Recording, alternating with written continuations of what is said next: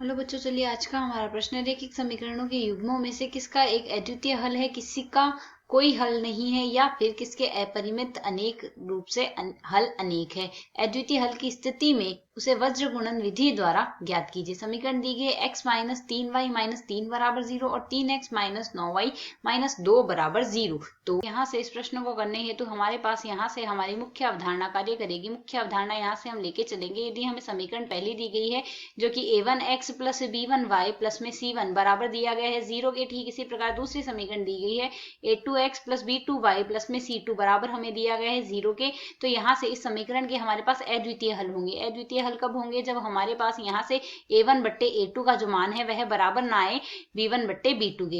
इसी प्रकार यहाँ से इसके हमारे पास अपरिमित अनंत हल होंगे।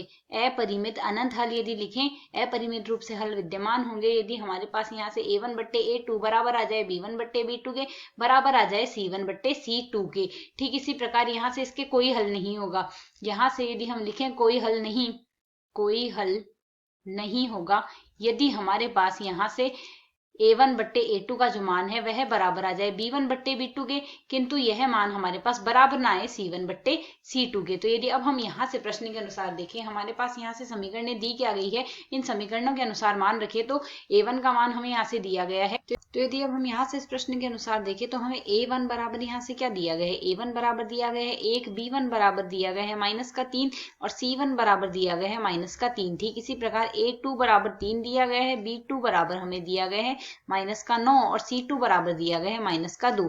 तो यदि हम यहाँ से a1 बट्टे a2 याद करें तो a1 बट्टे a2 बराबर क्या आ गया 1 बट्टे 3 और b1 बट्टे b2 बराबर हमारे पास यहाँ से क्या आ जाएगा -3 बट्टे -9, अर्थात यदि सरल करते हैं माइनस से माइनस कट जाएगा 1 बट्टे 3 आ जाएगा सरल करने पर मान। इसी प्रकार c1 बट्टे c2 बराबर क्या आ रहा है -3 बट्टे 2, तो माइनस से माइनस कट गया 3 बट्टे 2 शेष रह गया।